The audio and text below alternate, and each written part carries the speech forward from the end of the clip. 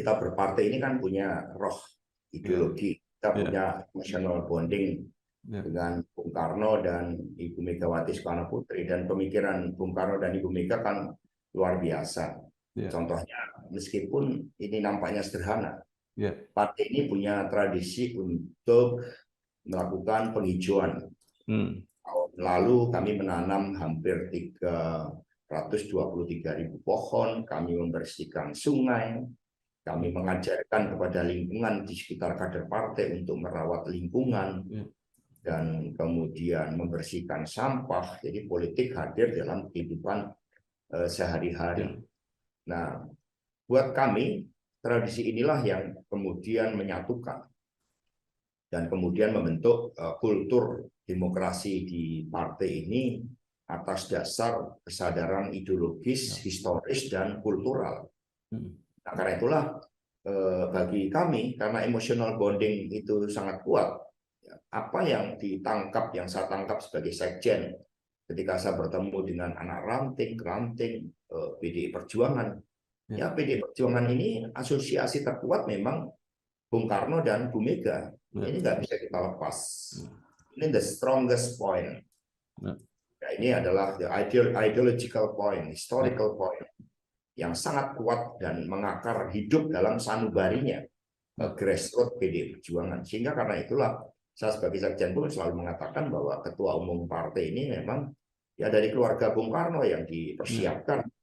Dan sebenarnya kami sudah mempersiapkan lama, karena di dalam anggaran dasar dan anggaran rumah tangga partai kami menyebut bahwa transisi kepemimpinan di partai itu Kongres telah menetapkan agar Ibu Mega mempersiapkan itu.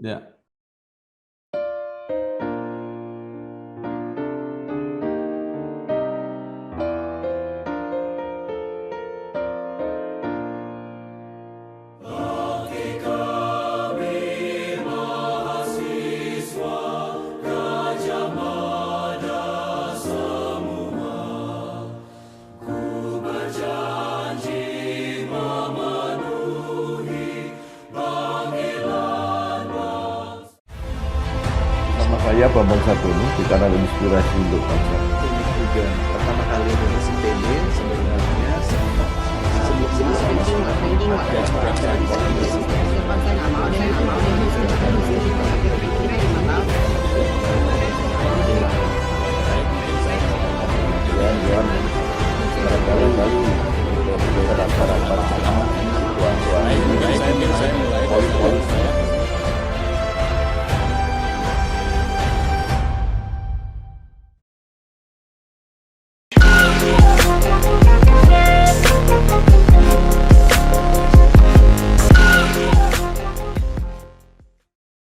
Assalamualaikum warahmatullahi wabarakatuh. Salam sejahtera untuk kita semua. Bersama saya Bambang Sadono di kanal Inspirasi untuk Bangsa. Mudah-mudahan kanal ini selalu bisa memberi inspirasi, motivasi, dan edukasi. Kami sedang mempersiapkan beberapa video wawancara untuk ikut memberi makna 73 tahun Universitas Gadjah Mada. Menurut rencana, wawancara ini akan kami bukukan meneruskan buku pertama yang sudah terbit. Saya sudah bersama dengan salah seorang alumni UGM, yaitu Bapak Dr. Insinyur Hasto Kristianto, MM. Beliau saat ini adalah Sekretaris Jenderal Partai Demokrasi Indonesia Perjuangan. Apa kabar Pak Hasto? Baik Mas Bambang, terima kasih. Satu kehormatan ketemu Mas Bambang. Iya, Pak Hasto ini lahir di Yogyakarta 7 Juli 1966. Pak Hasto bisa diceritakan kenangan ketika kuliah S1 di Fakultas Teknik Kimia UGM, ya. Kemudian meneruskan di S2 Manajemen STI Prasetya Mulia, lanjut lagi program insinyur di UGM, dan S3 di Ilmu Pertahanan di Universitas Pertahanan. Pernah bekerja di BUMN, kemudian masuk politik, jadi anggota DPR RI, dan saat ini kelihatannya khusus menjadi Sekretaris Jenderal PDI Perjuangan untuk periode yang kedua. Silakan Pak Hasto.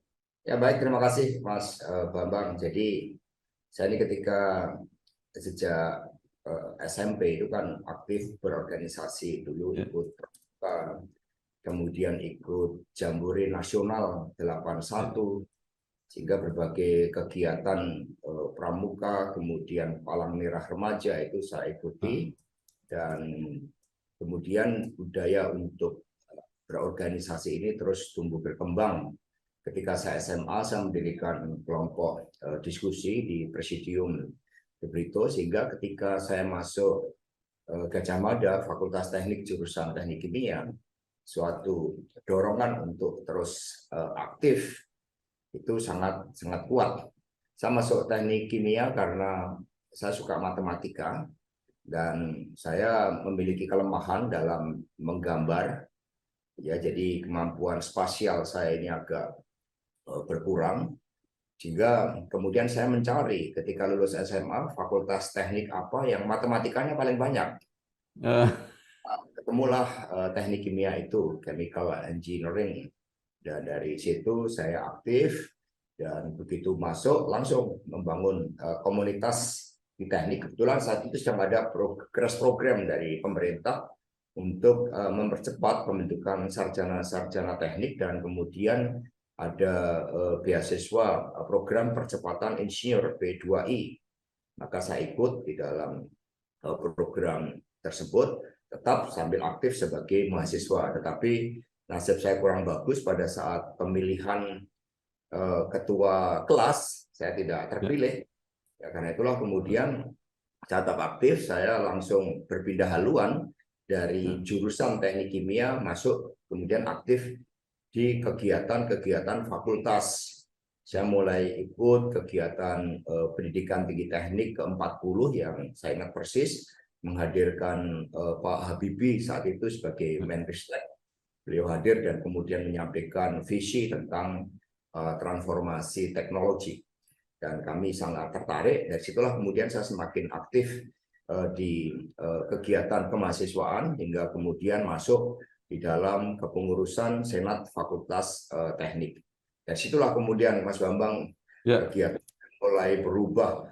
Kalau sebelumnya komitmen utama itu adalah masuk mengembangkan profesi sebagai seorang insinyur teknik kimia, ketika aktif ini kan kemudian memperluas cakrawala berpikir, apalagi bacaan-bacaan yang wajib dilakukan oleh mahasiswa yang saya aktif di Gerakan Mahasiswa Nasional Indonesia adalah di bawah bendera revolusinya Bung Karno.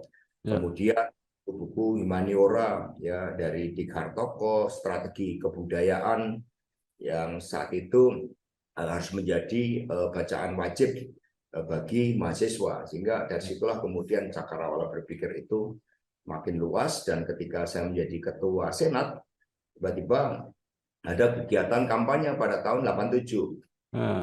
Bergabung dengan komunitas GMNI, kita yang penting saat itu bagi anak muda kan berbeda dengan pilihan partai orang tua. Prioritas itu karena politik konsolidasi yang dilakukan oleh Pak Harto, ya semuanya pegawai negeri itu masuknya ke Golkar. Maka kemudian kita sebagai anak muda mencari opsi yang berbeda. Dan akhirnya kami ikut pertama kalinya kampanye 87 dengan sembunyi-sembunyi, karena keluarga kita kan keluarga PNS, sehingga supaya keluarga itu nggak ada yang terkena sanksi politik, maka kemudian kami diam-diam ikut. Nah, di kampanye 87 itu saya ikut kampanye PDI. Disitulah pertama kali kami bertemu dengan Bu Mega di alun-alun utara.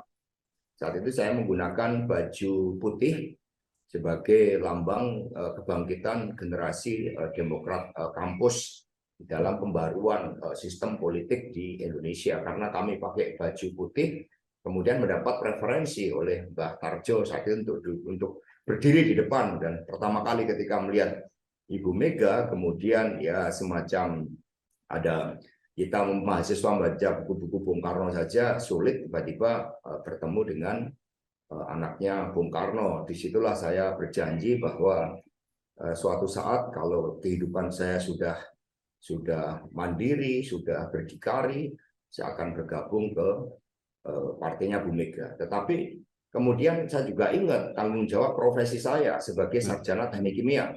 Apalagi saya menerima 2 beasiswa, yang pertama dari P2I dan kemudian saya menerima beasiswa dari Stanford. Itu lumayan itu. Dari Stanford itu 50.000 per bulan, dari P2I itu 25.000 per bulan. Padahal biaya kuliah saat itu hanya saya masuk itu 34.000 per semester. Kemudian pas saya keluar itu 54.000 per semester. Karena saya banyak aktif di Senat Mahasiswa, saya pernah mencoba kerja praktek di Caltex, tetapi di situ saya bertemu dengan Prof. Mubiarto. Beliau mengatakan kepada saya, masuk aktivis kampus kerja di perusahaan asing. Beliau mengatakan kepada saya seperti itu pada saat ada acara di Caltex. Saat itu saya ada program studi STEM Flat. Nah, karena itulah kemudian saya mencoba mencari BUMN dan ketemulah rekayasa industri, tempat di mana saya bisa memenuhi tanggung jawab saya, hutang budi saya karena menerima beasiswa dari negara, biayanya juga sangat murah pada saat kuliah. Maka kemudian saya memilih profesi sebagai chemical engineer itu. Jadi saya merancang pabrik, baik pabrik dari sisi utilitas sistemnya, kemudian pabrik amonianya, sebagai benar-benar sebagai proses engineer untuk aplikasi ilmu-ilmu teknik kimia itu selama 1 tahun lebih sebagai proses engineer. Kemudian saya dikirim ke pre-commissioning pabrik Pusri 1B. Saya semakin mengenal bagaimana chemical engineer dalam praktek, dalam rancang bangun pabrik, dalam mengoperasikan pabrik, dan kemudian sampai ke commissioning, kemudian berpindah dari utility system, kemudian masuk ke ammonia plant yang sangat kompleks karena tekanannya itu hampir mencapai 101 atmosfer. Dalam sistem operasi itu temperaturnya itu hampir 1000 lebih derajat Celcius. Jadi memang tantangannya cukup besar. Demikian juga resiko-resiko pekerjaan karena high risk, high temperatur, kemudian juga menghasilkan hidrogen. Itu kan ya, hidrogen ini kan sangat eksplosif sampai pada tahun 94.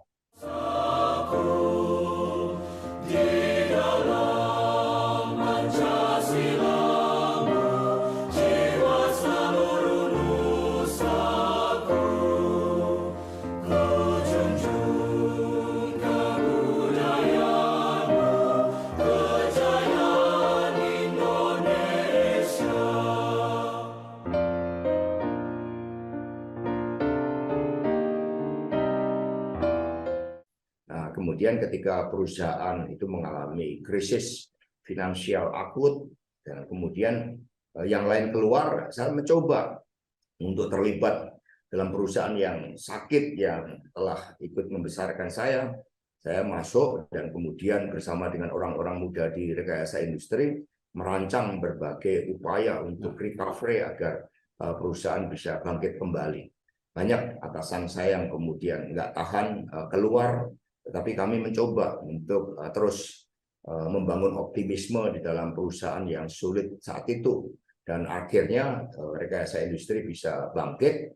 Dan di situ saya mengalami transformasi di dalam karir saya yang semula itu sebagai project engineer, berpindah ke construction management, kemudian project management, sehingga memiliki ruang lebih untuk beraktualisasi keluar. Disitulah saya mulai bertemu pada tahun 96 dengan Pak Cornelis Lee, yaitu setelah peristiwa 27 Juli 1996. Dan kemudian akhirnya karena mereka perlu kendaraan, ada beberapa profesor dari UGM, rata-rata dosen dari Visipol yang ingin bertemu dengan Ibu Mega, tetapi nggak ada mobil. Akhirnya pakai mobil saya yang mengantar, saya jadi sopirnya ke Kebagusan tempat Bu Mega bersama dengan Pak Aryo Bimo. Ya, di situ saya ketemu Bu Mega yang kedua kali. Itu dalam tampilan yang sederhana, dan kemudian dari situlah saya terbangun kembali semangatnya untuk memenuhi janji saya pada saat kampanye tahun 87. Tetapi kemudian terjadi krisis ekonomi pada tahun 97, penuh ketidakpastian. Nah, ketika krisis, kemudian saya selalu ambil manfaat dari krisis. Tahun 2000 saya mengambil S2 Prastia Mulia, dan dari situ kemudian saya cuti karena mengikuti kongres PDI Perjuangan yang pertama di Semarang. Dan setelah itu saya lanjutkan kuliah lagi. Setelah lulus saya baru menyatakan, karena saat itu saya sudah merasa dari aspek kemandirian itu sudah cukup, maka saya pensiun dini, Mas Bambang. Ya.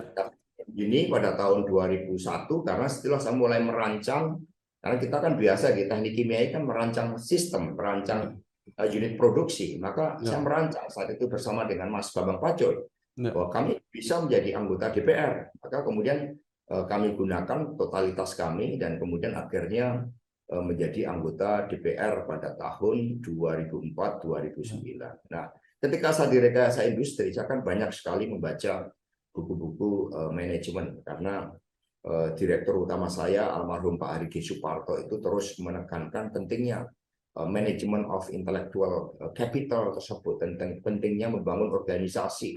Saya mendapat buku yang sangat bagus dari Jim Collins tentang bagaimana karakter pemimpin tingkat 5, bagaimana membangun organisasi itu lebih penting daripada popularitas diri. Nah, buku itulah yang kemudian menginspirasi saya, apalagi ketika saya menjadi anggota DPR, saya membentuk forum komunikasi politisi muda, dan kemudian ketika kami berada di luar pemerintahan, kami mendapatkan kesempatan belajar ke Jerman, how to be the most effective opposition political party.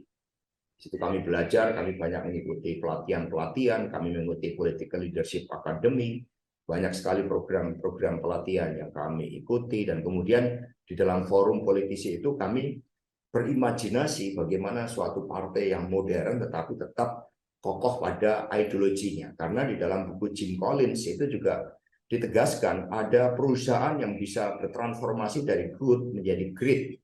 Mengapa itu terjadi? Karena perusahaan-perusahaan besar seperti Citibank, seperti itu, dia tetap bertahan pada core ideologinya. Tetapi dia terus melakukan transformasi organisasi, dan itulah yang kemudian banyak saya terapkan di partai. Dengan demikian, ketika singkat cerita, ketika Pak Jokowi terpilih menjadi presiden, saya juga ditawari untuk menjadi menteri. Kemudian, tapi saya melihat bahwa suatu negara hebat, tidak ada negara hebat tanpa partai politiknya juga hebat. Tidak ada negara maju tanpa partai politiknya maju, tanpa tentu saja pendidikannya juga harus maju, tanpa perguruan tinggi yang maju, nggak akan mungkin ada negara yang hebat. Nggak ada negara hebat tanpa penguasaan ilmu pengetahuan dan teknologi. Maka kemudian saya lebih memilih untuk membangun partai. Saat itu Bu Rini Sumarno sampai, ayo Mas Hasto jadi menteri saja. Saya bilang, oh enggak, gitu. Tanpa perintah dari Ibu Mega, saya lebih memilih untuk di organisasi. Akhirnya saya total sebagai sekjen partai saat itu, dan kemudian disitulah seluruh desain yang dulu kami rumuskan pada saat saya menjadi anggota DPR, ketika banyak berlatih di Jerman tentang bagaimana partai politik yang ideal, itu kami terapkan secara penuh.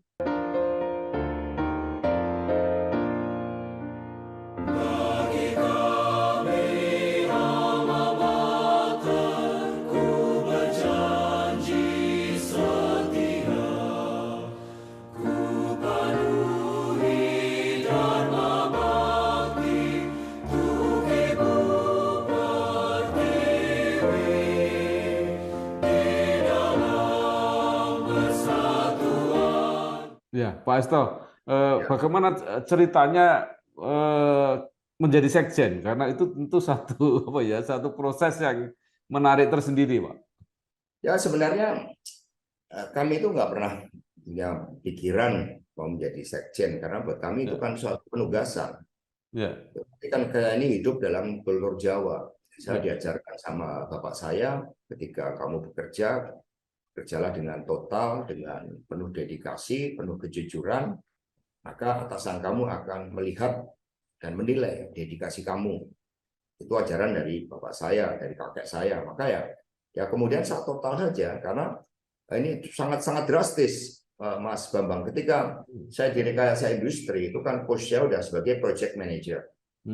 Secara struktural itu saya juga membawai pengembangan strategik bisnis di rekayasa industri. Dan kemudian ketika saya masuk partai, saya kan mulai betul-betul dari nol. Saya artinya posisi di rekayasa industri itu tidak banyak berpengaruh. Saya masuk ke partai modalnya laptop dan printer sama Infocus. Dan kemudian di situ saya masuk dengan penuh dedikasi karena ketika saya pensiun dini dari rekayasa industri kan saat itu tahun 2001 saya menerima karena saya sebelumnya mengeksekusi proyek yang sangat berhasil yang menjadi masterpiece saya dan kemudian saya mendapat pesangon tahun 2001 itu hampir 400 juta saat itu ketika saya pensiun. Nah, dana inilah ya separuh saya pakai untuk total aktif di partai dan kemudian saya mulai menjadi tukang ketik, menjadi notulen rapat. Nah, tapi orang banyak yang menganggap wah notulen rapat itu apa? Gitu. Masuk habis dari BUMN project manager tiba-tiba jadi notulen rapat. Tetapi karena notulen rapat itulah saya bisa mengetahui bagaimana pemikiran-pemikiran strategis dari Ibu Megawati Soekarno Putri. Saya catat itu dalam laptop saya peristiwa yang sangat penting dan tentu saja dari proses itu saya mengenal dengan baik bagaimana Ibu Mega mengambil keputusan, pandangan beliau terkait dengan bangsa dan negara, dan itu banyak kemudian kami kombinasikan dengan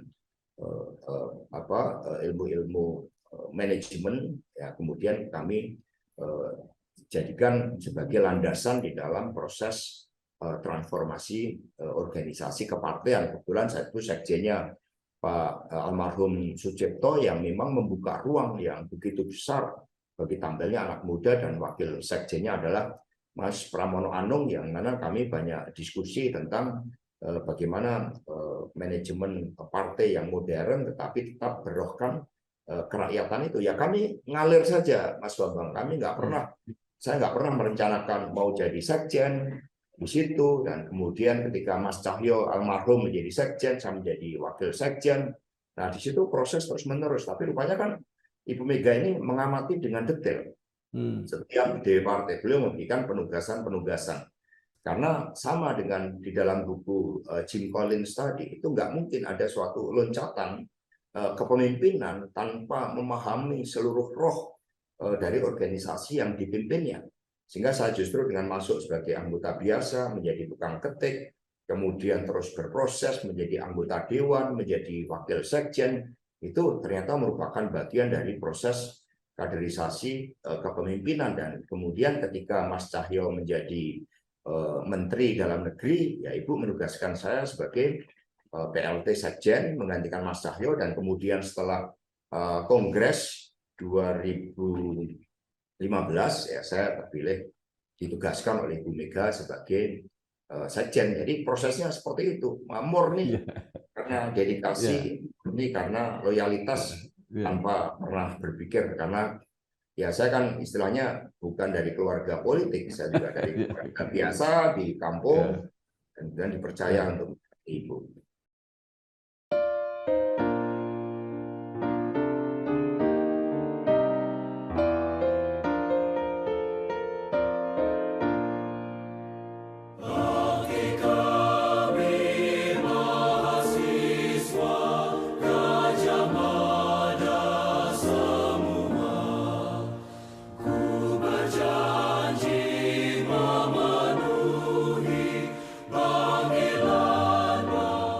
Ya, Pak Hasto, ada yang menarik.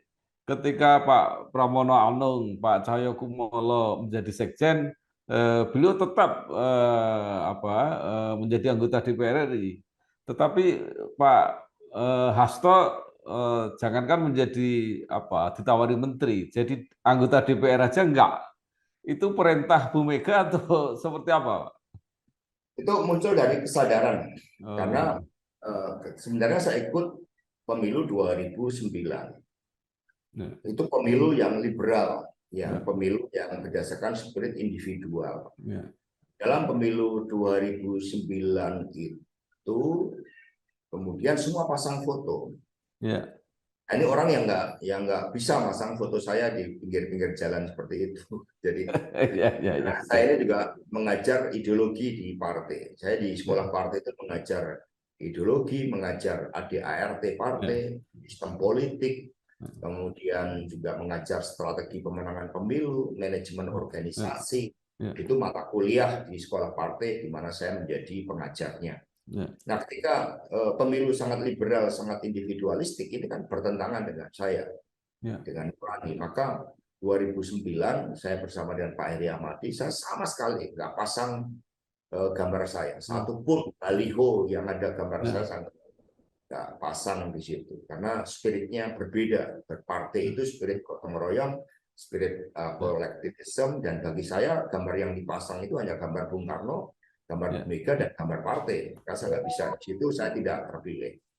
Dan kemudian karena jiwanya sudah di partai, ya saya total di partai. Dan kemudian sama 2000, kemudian 14.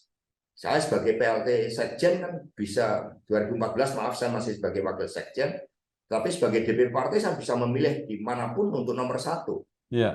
Tapi lagi-lagi sistem pemilunya proporsional terbuka yang bertentangan, dan saya tidak bisa memasang gambar saya berdiri di pinggir-pinggir jalan, saya nggak bisa itu seperti itu. Sampai sekarang saya sebagai Sekjen, ketika saya ke daerah ada orang masang gambar saya tegur dari daerah. Jadi pasang saya itu nggak perlu populer dengan memasang gambar-gambar saya. Maka gambar-gambar saya nggak pernah dipasang di dalam acara partai. Itu permintaan saya. Dengan demikian 2019 sama. Sebagai Sekjen saya bisa memilih di daerah manapun dalam posisi nomor 1. Tapi saya lihat saya pernah menjadi anggota Dewan 5 tahun. Bagi saya cukup lah pengalaman menjadi anggota Dewan 5 tahun itu, sehingga agenda-agenda di partai ini kan dari arahan Ibu ini kan banyak sekali yang terakumulasi di dalam pikiran dan catatan harian saya. Itu banyak sekali yang belum dijalankan tentang PDI Perjuangan ini. Maka meskipun PDI Perjuangan sudah menjadi partai modern, kita menjadi partai satu-satunya di Asia yang memiliki ISO 9001-2015, kami 3 tahun berturut-turut menjadi partai dalam kategori informasi publiknya itu terbuka dibandingkan dengan partai yang lain. Terus kami membangun kantor partai menjadi aset partai yang tidak boleh diperjualbelikan. Kami membangun sekolah partai, sehingga saya atas kesadaran tidak menjadi anggota dewan itu atas kesadaran. Demikian pula pada tahun 2019 Ibu Mega bertanya kepada saya, kamu ini bagaimana? Apakah kamu tetap sekjen atau kamu mau menjadi menteri? Pada bulan Mei, itu seingat saya Mei 2019. Di situ. Pemilu kan April ya. Sudah menang Pak Jokowi. Lalu saya jawab pada Ibu, ya sekiranya Ibu masih memerlukan saya sebagai sekjen, saya lebih memilih sebagai sekjen. Saya dimarahin sama Ibu. Kamu ini gimana? Kamu tanya pada keluarga kamu dulu, keluarga besar kamu, siapa tahu keluarga besar kamu ingin kamu jadi menteri. Kata Ibu Mega seperti itu. Lalu saya jawab, ini karena Ibu terpilih kembali sebagai ketua umum, melalui di mana aspirasi pada saat Rakernas saat itu mengharapkan Ibu Mega masih sebagai ketua umum. Sekiranya Ibu masih memerlukan saya sebagai sekjen, ya saya lebih memilih sebagai sekjen mendampingi Ibu. Kalau jadi menteri itu udah banyak Bu. Saya bilang kayak gitu, dan bisa mendampingi itu suatu kehormatan bagi saya. Saya bilang kayak gitu. Maka saya sempat ditegur sama Bu Mega karena saya langsung memberikan jawaban tanpa bertanya pada keluarga. Lalu saya jelaskan, Ibu, ini ngambil keputusan saya. Jadi saya putuskan bahwa saya mendampingi Ibu Mega saja, sekiranya saya masih ditugaskan, dan untuk menjadi menteri biarlah orang lain, karena yang bisa jadi menteri itu cukup banyak. Itu jawaban saya. Assalamualaikum warahmatullahi wabarakatuh. Saya Dr. Andos M. Taufik HZ MHI, Wakil Ketua Komisi Yudisial Republik Indonesia, mengucapkan Dirgahayu Universitas Gadjah Mada ke-73 tahun. Teruslah bertransformasi menjadi rumah ilmu bagi putra-putri bangsa yang mendidik dengan mengutamakan karakter Pancasila. Salam Kaya Sakti, lebih cepat, lebih pasti.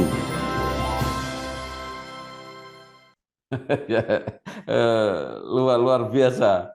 Nah, sejak atau selama Pak Hasto jadi sekjen, PDIP mencapai prestasi yang luar biasa, baik di Pileg, Pilpres, Pilkada, Nah, apa sebenarnya yang Bapak lakukan? Ya, sebenarnya PDI ini kan punya kekuatan yang sangat sangat dahsyat, Ya. yaitu api perjuangan itu. The principle of struggling itu hidup dari grassroots, kemudian the power of emotional bonding dengan Bung Karno dan Ibu Megawati Soekarno Putri yang melekat dalam simbol partai. Itu sehingga melakukan perubahan di PDI dengan energi dan modal politik yang luar biasa itu tidak begitu sulit. Yang kami lakukan tinggal melakukan pembenahan dari aspek manajemen saja. Contohnya dulu pas saya menjadi PLT Sekjen, itu kalau pemilihan ketua DPC ini berada di tingkat kabupaten kota. Itu karena kita itu euforia saat itu dengan demokrasi Barat, ya demokrasi one man one vote one value, maka di partai pun diterapkan. Sehingga kita melupakan demokrasi yang oleh Bung Karno dikatakan sosio-nasionalisme, sosio-demokrasi, demokrasi Pancasila yang orientasinya pada values, pada kolektivisme, pada nilai-nilai kultural bangsa yang hidup melalui nilai ketuhanan, kemanusiaan, kebangsaan, musyawarah, dan keadilan sosial. Maka saya mohon izin pada Ibu Mega untuk melakukan modifikasi. Kalau one man one vote one value untuk terpilih sebagai ketua DPC misalnya di kabupaten yang sangat gemuk, waduh bisa habis duit yang begitu banyak. Iya. Karena bagaimana nggak keluar uang, pasti itu akan terjadi money politik. Misalnya dalam satu DPC ada 20 kecamatan, berarti satu kecamatan ada 10 orang, ada 200 orang yang harus diperhatikan. Belum di desa-desanya. Bagaimana partai bisa menjadi baik ketika pemilihan jabatan-jabatan strategis karena demokrasi yang dianut ala Amerika, ala Eropa Barat, kemudian menyebabkan high cost investment of politik, kalau itu sebagai suatu bentuk investasi. Dan dalam catatan saya ketika menjadi notulen, sejak tahun 99, Bu Mega itu sudah menginginkan adanya psikotes bagi penempatan jabatan strategis itu. Maka kami atur, kami rubah rancangan peraturan partai menjadi merit system, di mana misalnya dari satu kabupaten, dia bebas, demokrasinya kita jaga, untuk mengusulkan misalnya 20 pasangan calon. Nah, 20 calon ini kemudian kami lakukan psikotes. Kemudian saya minta tolong teman-teman Gajah Mada saat itu, ada Mas Ari Dipayana, ada Mas Cornelis Lee, dan sebagainya, untuk merancang tes tertulis bagi calon-calon pemimpin yang akan ditugaskan di tingkat kabupaten dan provinsi. Jadi kami punya 2 paket tes. Yang pertama adalah psikotes, yang kedua tes tertulis. Nah, kemudian di sini kami buat peraturan partai. 20 calon ini kemudian mengikuti tahap psikotes dan tes tertulis. Psikolognya bisa menentukan untuk menyaring dari 20 ini katakanlah menjadi 15. Itu kewenangan psikolog, karena psikolog punya menetapkan ini pantas, ini tidak pantas. Sehingga kami punya di dalam psikotes itu kami mengukur personality-nya, leadership-nya, style of management-nya kami ukur, kemudian daya juangnya. Dan kemudian dibandingkan dengan rekam jejak dan hasil tes tertulis, maka merit system itu berjalan. Kami buat matriks setiap orang. Hasil psikotesnya seperti ini, tes tertulis seperti ini, pemahaman terhadap kepartean, kemudian dedikasi terhadap partai, rekam jejaknya seperti ini, skornya sekian. Kami scoring itu. Nah, dari situlah kemudian dari 5 itu kami pilih menjadi 3 melalui rapat, Pak. Rapat yang dipimpin oleh Ibu Mega. Nah, 3 ini kami kembalikan ke daerah. Nah, di daerah mereka kami larang voting. Karena kalau voting pasti money politik. Udah seperti itu kasarnya. Dan di peraturan partai kami larang namanya voting di dalam. Tapi kemudian kami punya data atas 3 orang ini, data psikotesnya, data rekam jejaknya, scoringnya di situ. Nah, maka mereka bermusyawarah siapa yang menjadi ketua, siapa yang menjadi sekretaris, siapa yang menjadi bendahara.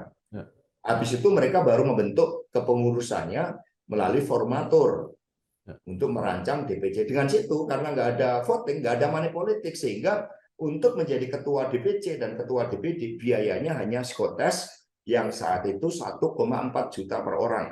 Lalu sekarang kami psikotesnya sudah online, sudah daring, biayanya hanya 606.000 karena ini paperless, sehingga nggak memerlukan lagi. Jadi kami kemarin sudah caleg ini kami sudah melakukan psikotes 30.000 orang. Sudah psikotes, besok kami adakan sekolah partai untuk anti korupsi. Nah, dengan demikian Mas Bambang, karena penempatan jabatan strategis tidak perlu uang, maka ketika partai mengeluarkan instruksi untuk membangun kantor partai ini bermunculan 2 tahun ini.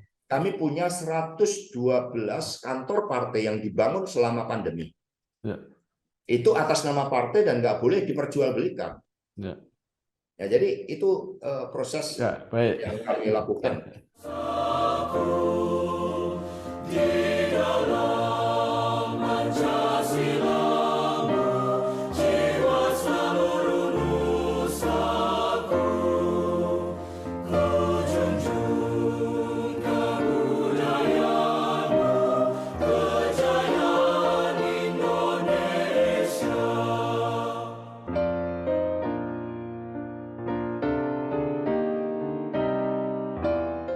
Luar biasa Pak Hasto. Nah, sekarang yang menarik menjelang 2024 ya, kalau soal pileg tidak perlu diragukan lah ya persiapan PDIP. Tapi kelihatannya yang agak sibuk gitu, agak menjadi wacana kan persiapan Pilpres. Apa yang sebenarnya terjadi Pak Hasto? Ya ini kan udah proses yang biasa. 2014, 2019 kita ngalami hal yang sama. Yang membedakan ini 2024 ini kan terjadi regenerasi menyeluruh. Karena Pak Jokowi sudah 2 periode. Nah, kemudian juga regenerasi di kalangan rakyat. Ada generasi milenial, ada generasi Z. Dan menurut kami yang tidak siap ini kadang-kadang kan elitnya. Termasuk ya kalau dulu itu misalnya ini mohon maaf bukan maksud mendiskreditkan kalau relawan. Yang relawan ini sesuai dengan namanya, itu ya namanya kan relawan itu ya memang dibentuk dengan volunteerisme dan kemudian membantu calon ketika calonnya udah menang, udah. Ini kan kemudian mereka kan juga ada yang menempati jabatan-jabatan strategis. Nah gini, jadi ada beberapa juga yang di kalangan elit ini sepertinya kan tidak siap. Padahal pemilu itu KPU sudah mengatur tahapan-tahapannya. Nah, bagi PD Perjuangan, kita berpemilu, berdemokrasi itu kan diajarkan oleh Bu Mega setia pada konstitusi, setia pada undang-undang dan aturan main. Aturan main, calon presiden dan wakil presiden kan baru daftarkan pada bulan Oktober. Lalu berpolitik tidak boleh kehilangan konteks. Konteks sosial, politik, ekonomi saat ini, itu rakyat kan juga sedang susah akibat dampak pandemi yang belum selesai, kemudian ada perang Rusia, Ukraina. Harusnya fokus kita membantu Pak Jokowi, menteri-menterinya membantu Pak Jokowi, agar Pak Jokowi membuat legacy maksimum, khususnya mengatasi masalah ekonomi akibat pandemi dan tekanan global ini. Ini sebagai skala prioritas. Nah, yang sering memikul genderang lebih awal ini kan para elit. Sepertinya mereka kan tidak siap. Ada proses pergantian kekuasaan pada tahun 2024 ini. Rakyat sudah dewasa. Rakyat memahami tahapan-tahapannya, rakyat juga memerlukan uluran tangan dari seluruh elit politik agar fokus sekarang di pembenahan masalah ekonomi, masalah pendidikan. Mas Bambang, pendidikan kita ini kan UGM, ini kan kita banggakan bersama. Tetapi dalam ranking internasional, UGM ini kan peringkatnya 143, meskipun dikatakan tertinggi di Indonesia. Tapi kalau kita bandingkan dengan National University of Singapore, peringkat 11, pendidikan kita ini masih jauh. Budaya literasi kita ini sangat rendah. Penguasaan ilmu pengetahuan dasar itu sangat kurang. Matematika, budaya numeriknya. Jadi masalah di luar capres-cawapres itu sangat banyak yang bisa kita selesaikan bersama. Ini yang seharusnya kita gelorakan. Pilpres ada tahapannya. Jadi ngapain ribut-ribut di awal? Yang ribut-ribut di awal itu biasanya khawatir kehilangan posisi ketika terjadi ya proses pemilu pada tahun 2024 yang akan datang. Kalau kita ikut aja tahapannya, partai siap. Kami lebih memilih pelatihan saksi daripada hiruk pikuk yang malah justru meningkatkan berbagai risiko-risiko politik, apalagi kemudian dengan pengerahan massa dan sebagainya. Lebih baik kita berbicara tentang bagaimana desain masa depan agar Indonesia bisa menjadi bangsa hebat, agar pendidikan kita bisa lebih hebat dari Singapura, dari Malaysia, dari Thailand, agar kita bisa menjadi bangsa yang berani berdiri sejajar dengan Amerika di dalam kualitas pendidikan kita. Itu kan yang seharusnya semangat yang kita bangun, bukan memperebutkan hal-hal yang sebenarnya sudah diatur oleh KPU. Pak Hasto, kelihatannya Ibu Megawati Soekarno Putri ini memang memegang kebijakan yang sangat dominan di PDIP. Nah, maksud saya begini, apakah dalam jangka panjang ini lebih menguntungkan, artinya nilai lebih untuk PDIP, atau PDIP ke depan tidak mulai belajar untuk menyerahkan keputusan kepada forum yang lebih luas gitu? Banyak yang tidak memahami bahwa kekuasaan yang diberikan oleh Kongres kepada Ibu Mega itu karena kesadaran. Jadi sebagai bagian dari kultur demokrasi yang dibangun, karena memang peran Ibu Mega yang di dalam buku Jim Collins Good to Great itu, beliau adalah kepemimpinan tingkat 5 yang membangun organisasi partai lebih penting daripada popularitas diri. Jadi kepemimpinan Ibu Mega ini kepemimpinan membangun organisasi, kepemimpinan yang demokratis.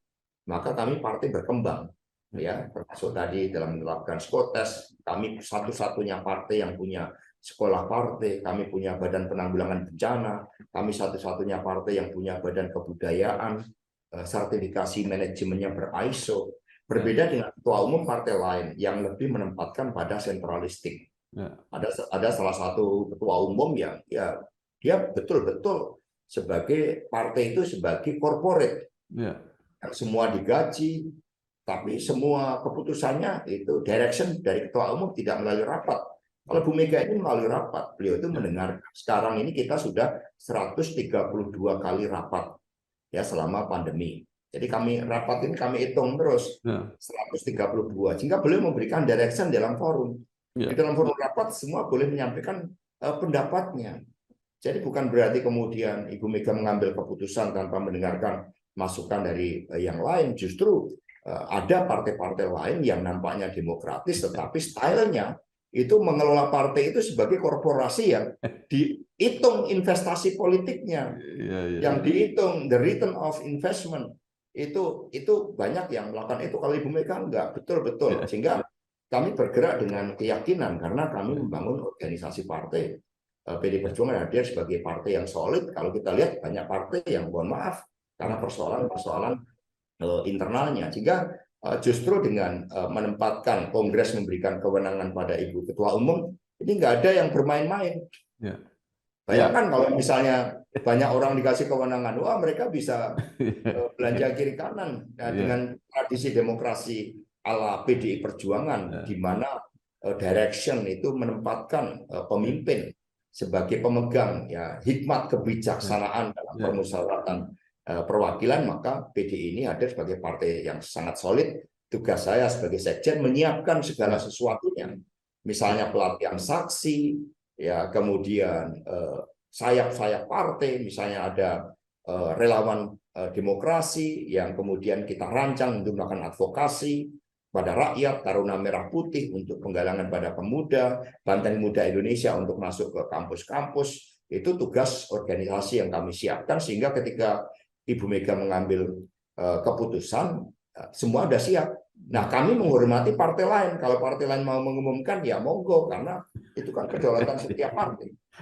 Tapi cara PD Perjuangan, ya kami menunggu momentum, kami mengikuti tahapan, dan semua dilakukan dengan penuh kalkulasi, karena yang dipersiapkan oleh Ibu Mega adalah sosok pemimpin yang punya tanggung jawab, pemimpin yang kokoh, pemimpin yang berani mengambil keputusan pahit meskipun tidak populer, tetapi bagus bagi masa depan bangsa dan negara.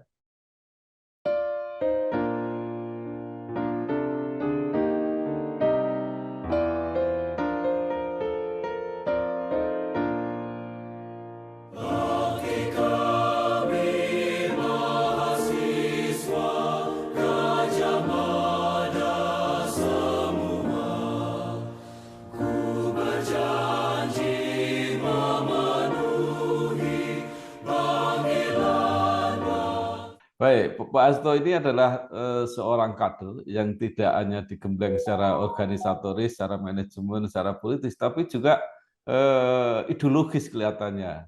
Apalagi Bapak S3-nya itu disertasinya tentang pokok-pokok pikiran Bung Karno menjadi geopolitik yang dia. Ini apa yang bisa diceritakan, Pak Hasto? Jadi geopolitik ini adalah suatu konsepsi tentang bagaimana kita memperjuangkan national interest kita atas geographical konstelasi.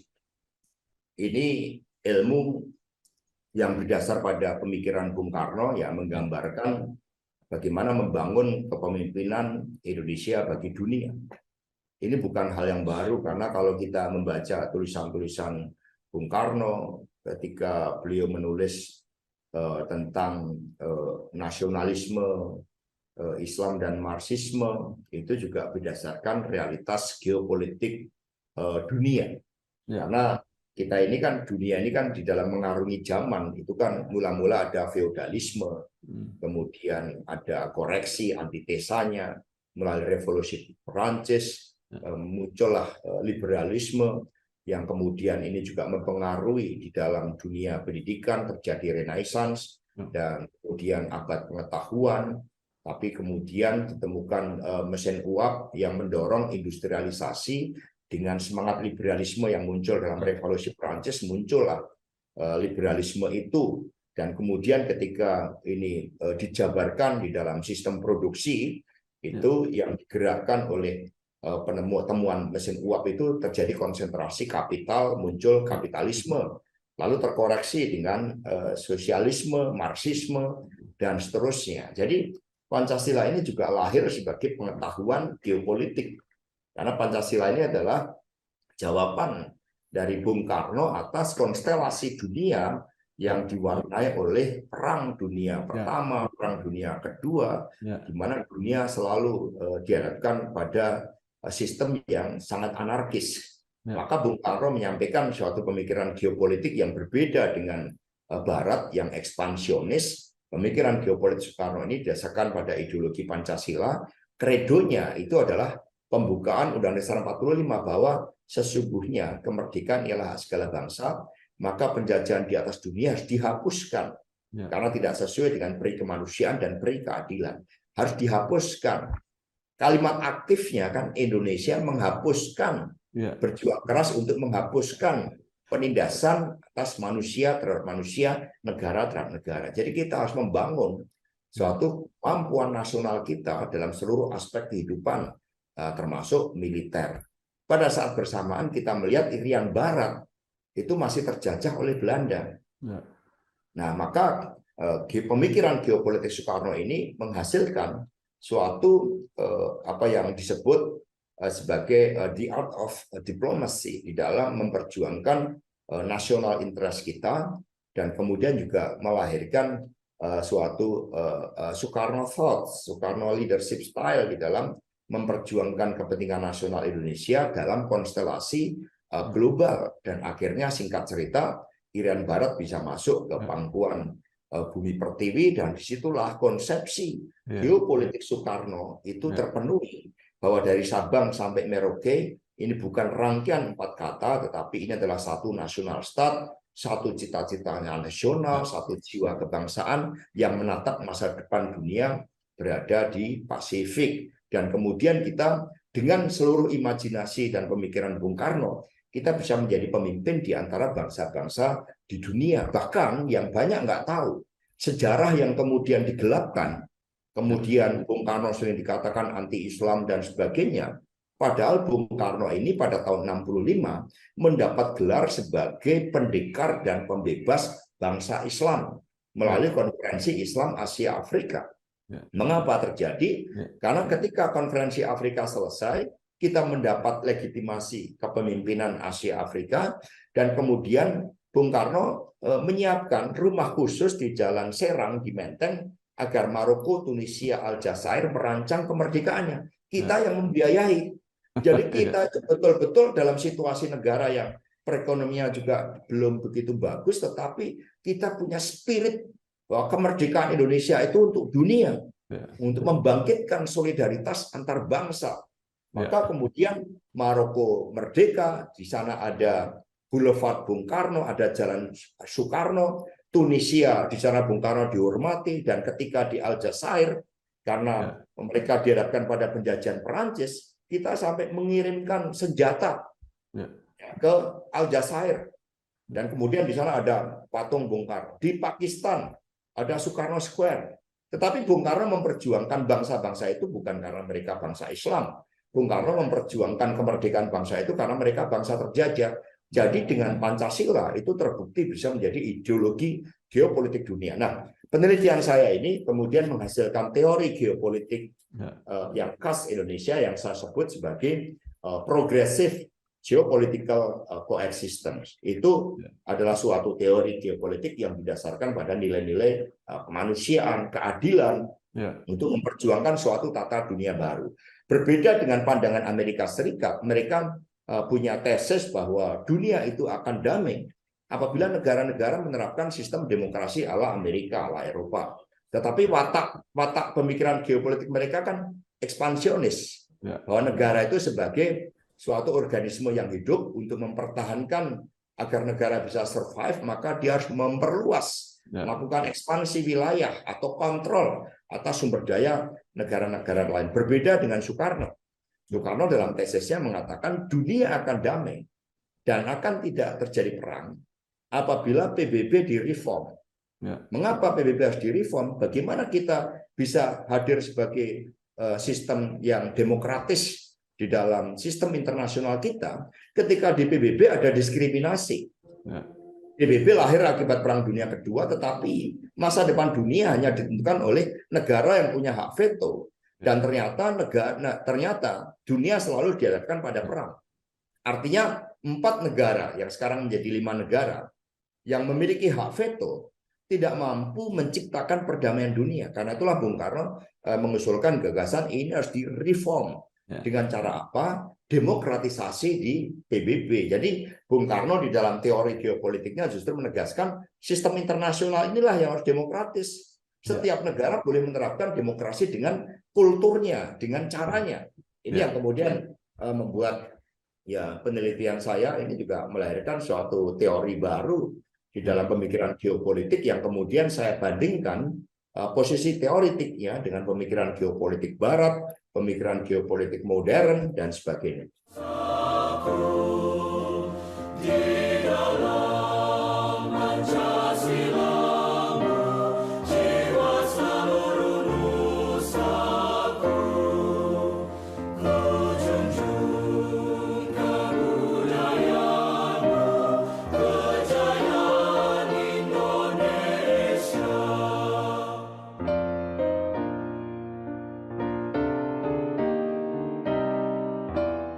Ya, menarik sekali Pak Asto. Mudah-mudahan ini nanti bisa berkembang dan meluas.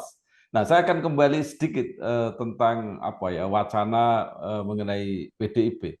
Banyak yang mengatakan bahwa saat ini sudah mulai persiapan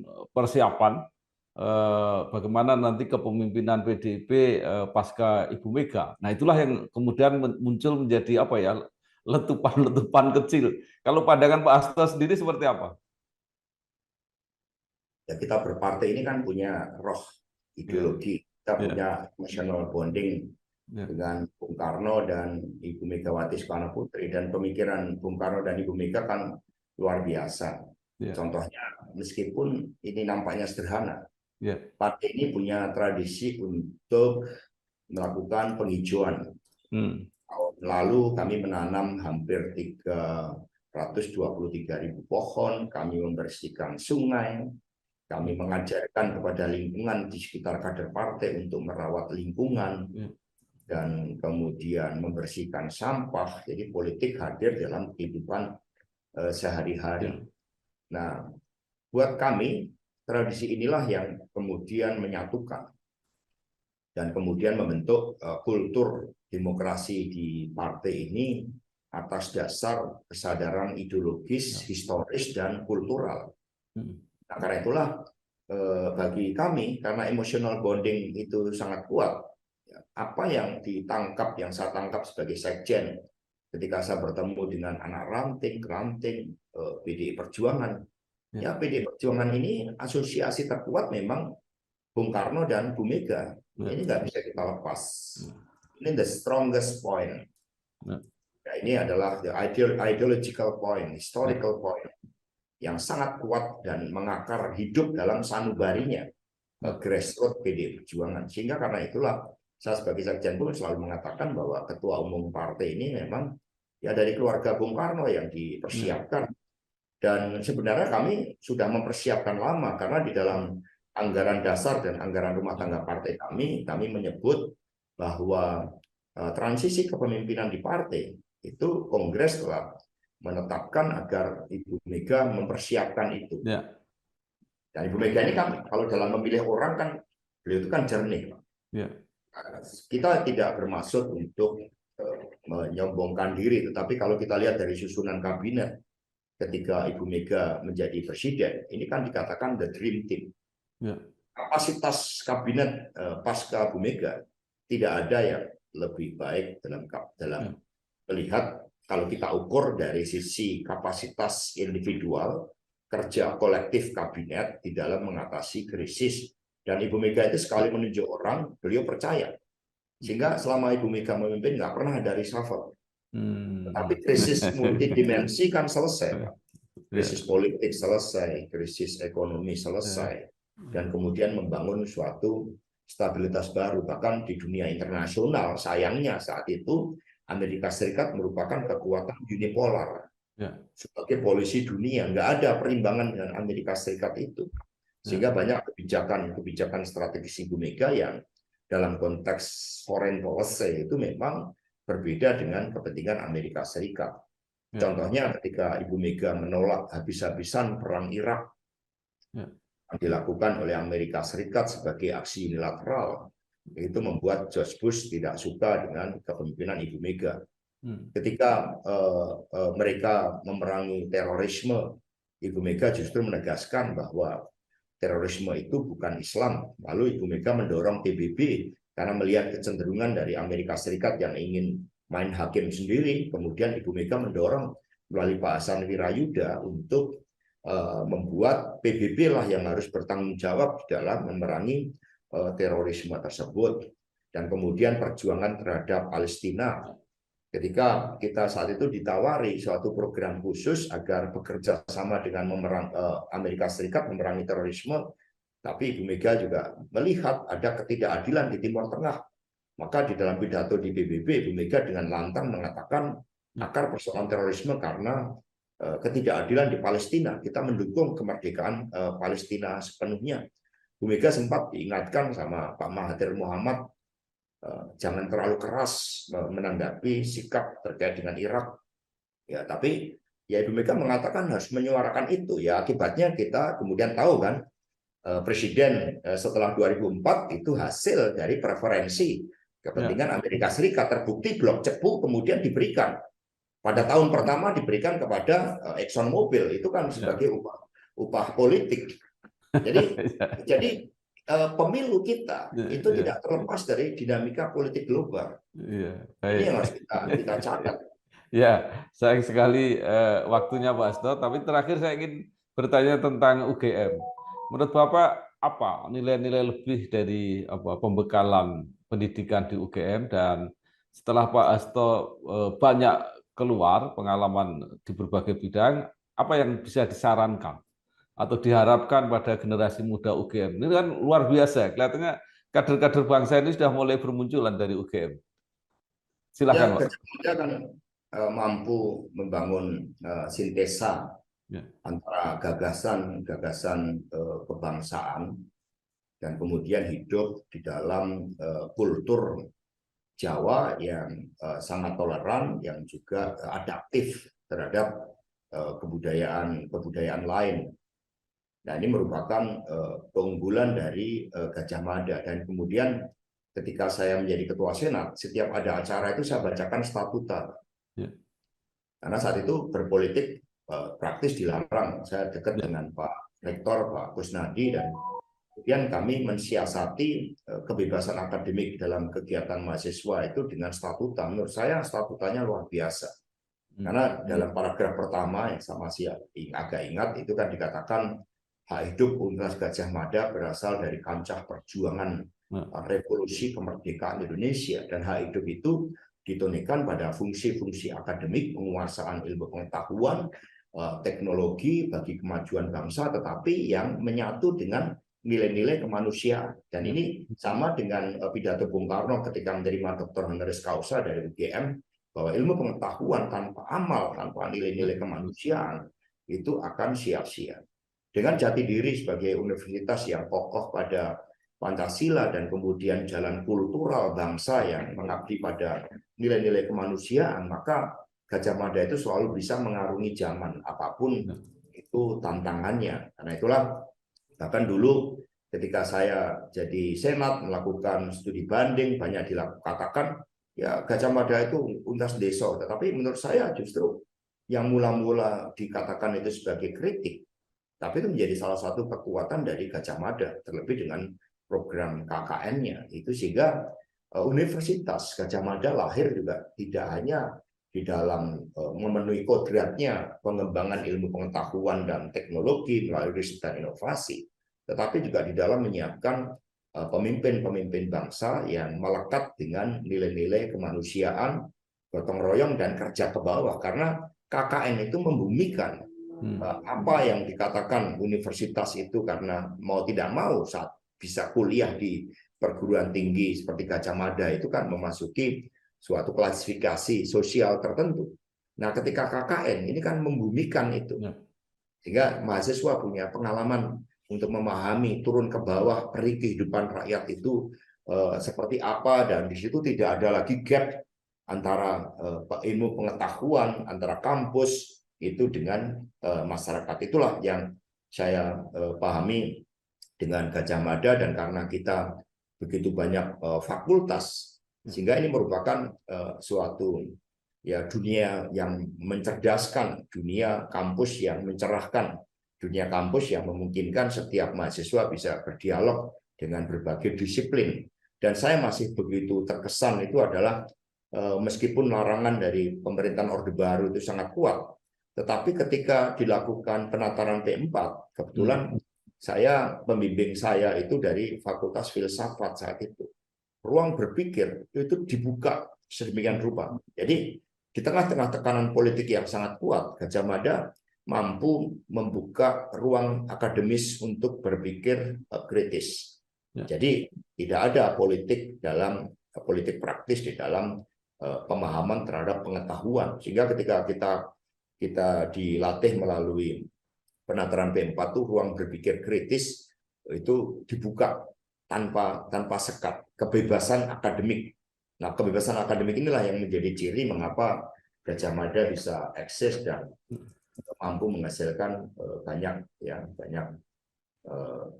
sosok sarjana yang visioner tetapi memahami kultur Indonesia, itu yang penting. Ya, baik. Terima kasih sekali, luar biasa Bapak Dr. Insinyur Hasto Kristianto MM, Sekretaris Jenderal Partai Demokrasi Indonesia Perjuangan. Banyak sekali yang kita dapatkan, sangat langka berbagai wawasan politik, ideologis, kebangsaan, dan sebagainya. Mudah-mudahan bermanfaat untuk kita semua, terutama bagi generasi muda, memberi inspirasi dan motivasi. Sekali lagi terima kasih Pak Hasto. Sukses. Wassalamualaikum warahmatullahi wabarakatuh. Waalaikumsalam warahmatullahi wabarakatuh.